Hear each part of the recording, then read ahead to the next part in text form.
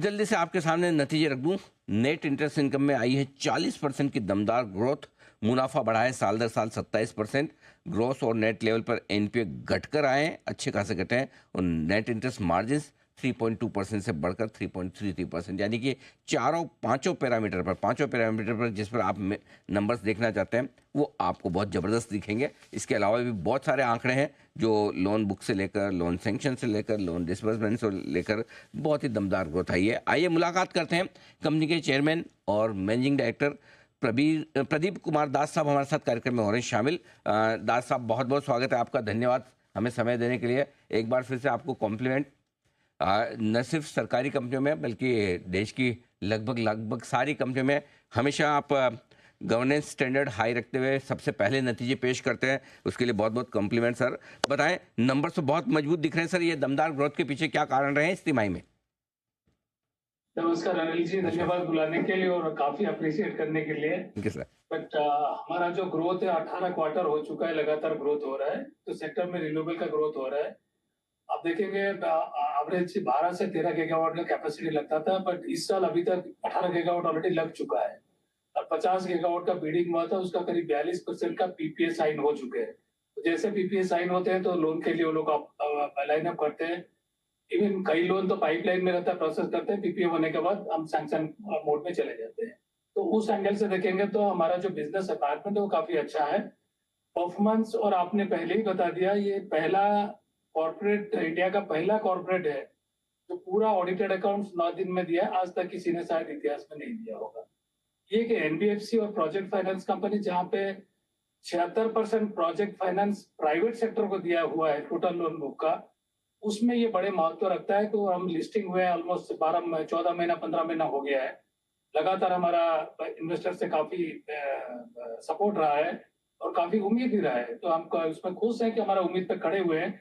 एक बड़ा पॉइंट है कि जैसे हमारा सीएजीआर लोन बुक का ग्रोथ 27% था 5 साल का देखेंगे, लेकिन वहां पे हम 36%, तो जो हमारा एवरेज स्पीड से हम अतीत में रहे हैं उससे हम काफी अधिक आगे भी रह रहे हैं और ये रफ्तार आगे भी रहेगा और इस तरह का गवर्नेंस आगे भी रहेगा। गवर्नेंस में इंप्रूवमेंट करेंगे। जो कई निवेशक को थोड़ा सोच में रहे होंगे कि नेट एनपीए बढ़ गया, ग्रॉस एनपीए बढ़ गया, तो प्रोजेक्ट फाइनेंस कंपनी में ये नॉर्मल सी है। लेकिन ये जितना बढ़ा है, आप देखेंगे 18 क्वार्टर लगातार घट रहा था 433 करोड़ का हुआ है। बट ओके, जी जी सर। ओह, लगता है शायद उन दास साहब की आवाज़ हम तक पहुंच नहीं पा रही, शायद उनकी फ्रेम फ्रीज हुई है।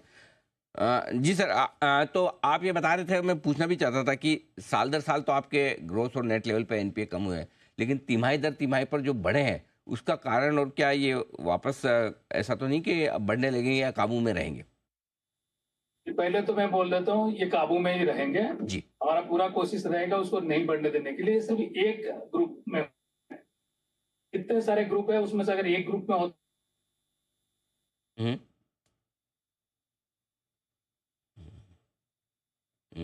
आज थोड़ा सा कनेक्टिविटी का project management point of view से, थोड़ा प्रोजेक्ट एग्जीक्यूशन करने के लिए ये waste to energy project segment में है।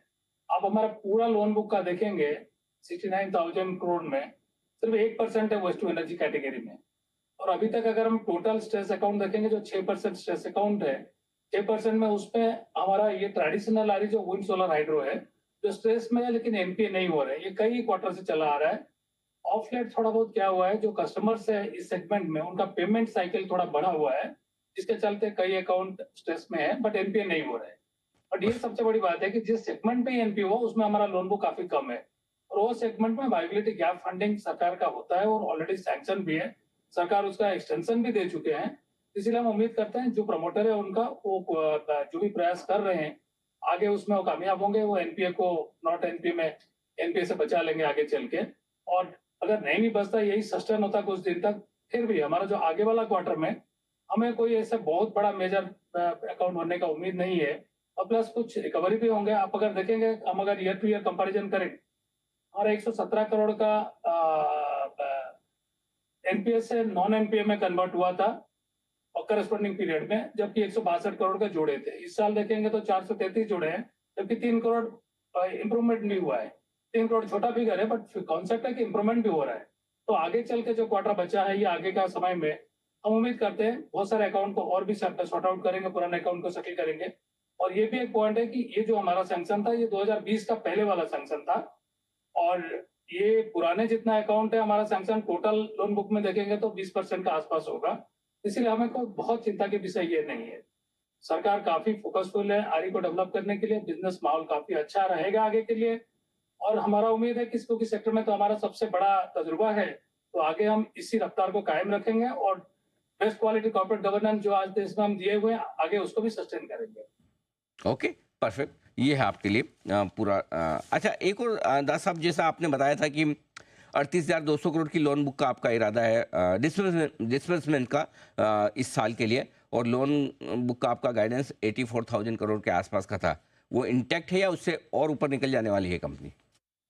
नहीं, हम कोशिश करेंगे उसको इंटैक्ट करने के लिए। देखिए, लोन देना बड़ी बात नहीं है, लोन को सैनिटाइज करना, उसको क्वालिटी मेंटेन करना वो ज्यादा है।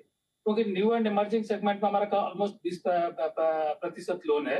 80% जो है वैनिला, आयरी, सोलर विंड, हाइड्रो है, और सरकारी लोन मिला करके। तो जहाँ पे नॉर्मली कंसर्न रहता है, जो चैलेंजिंग सेक्टर है, इमर्जिंग एंड न्यू, वहां पे हमारा ऐसा कोई स्ट्रेस अकाउंट नहीं दिख रहे हैं।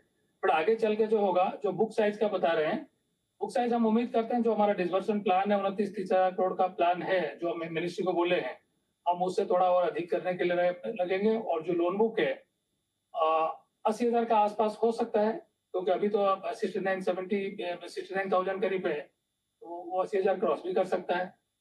और हमारा मैंने देखिए अभी जो वैनिला एरी में वहां पे काफी कंपटीशन है। जो नए नए एनबीएफसी बने हैं, उनका पास बिजनेस है नहीं, वो कोशिश करते हैं जो एरेडा का अप्रेज प्रोजेक्ट है उसको हम उठा लें। वहां पे हमारा चैलेंजेस है, बट हमारे काफी लॉयल कस्टमर्स है, उनको ये पता है कि उनका बुरा समय में हमने उनका साथ दिया है।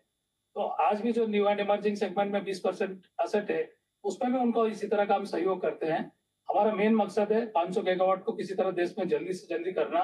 ऑलरेडी 205 गीगावाट हो चुका है रिन्यूएबल का, 485 करना है, 280 गीगावाट और लगना है। तो जिस रफ्तार से हमारा चल रहा है, इसी रफ्तार को हम कायम रखेंगे तो भी हमारा लोन बुक भी बढ़ेगा, लोन क्वालिटी भी रहेगा, तो स्टेक होल्डर का, इन्वेस्टर को कोई ज्यादा कंसर्न भी नहीं रहेगा। और एक पॉइंट मैं बताना चाहूंगा, 75% सरकारी निवेश के बाद 21% से लगभग हमारा पब्लिक के पास शेयर है, जो शुरू से आज तक वो कायम है। तो जनरल पब्लिक का ज्यादा भरोसा हमारे ऊपर है, तो हम भी कोशिश करते हैं इस तरह का बेस्ट क्वालिटी कॉर्पोरेट गवर्नेंस का थ्रू उनको सेटिस्फाई करने के लिए। बिल्कुल ठीक बात है। दास साहब, बहुत बहुत धन्यवाद, आपका समय दिया और विस्तार से आपने अपने नतीजों पर बातचीत की। एक बार फिर से आपको और आपकी पूरी टीम को दमदार नतीजों के लिए बहुत बहुत बधाई सर। और